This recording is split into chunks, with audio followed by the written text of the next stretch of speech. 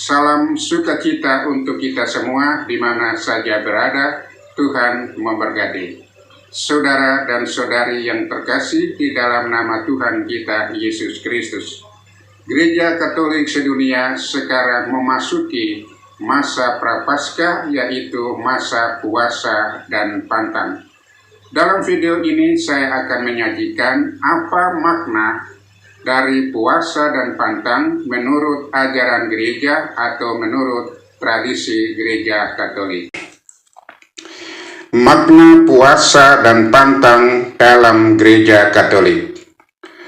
Puasa dan pantang dalam gereja Katolik memiliki makna teologis yang mendalam, berakar pada ajaran kitab suci dan tradisi gereja.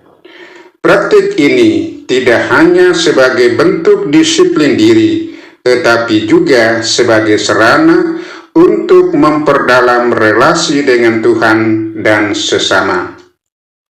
Sekurang-kurangnya ada 5 unsur pokok yang harus dipahami dan dihayati umat Katolik dalam menjalankan masa puasa atau masa Prapaskah selama 40 hari. Pertama, puasa dan pantang sebagai tanda pertobatan dan penyangkalan diri. Puasa dan pantang merupakan ungkapan pertobatan atas dosa-dosa yang telah dilakukan.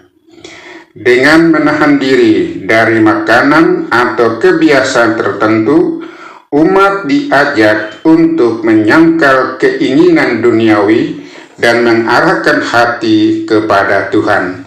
Hal ini sejalan dengan ajaran Yesus yang menekankan pentingnya pertobatan dan iman dalam mewartakan kerajaan Allah. Yang kedua, partisipasi dalam pengorbanan Kristus. Melalui puasa dan pantang, umat beriman diajak untuk mengambil bagian dalam penderitaan Kristus.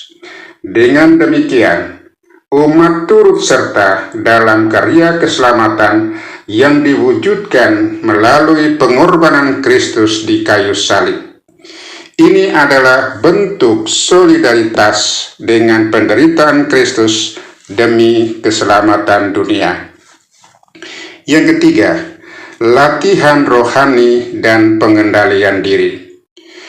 Puasa dan pantang berfungsi sebagai latihan rohani yang membantu umat dalam mengendalikan diri dan menata kehidupan rohani.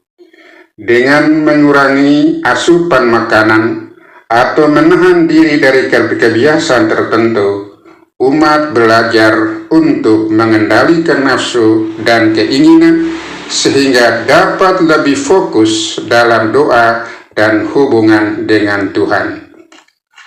Keempat, solidaritas dengan orang miskin dan menderita. Praktik puasa dan pantang juga mengandung dimensi sosial, di mana umat diajak untuk merasakan penderitaan yang dialami oleh mereka yang kurang beruntung.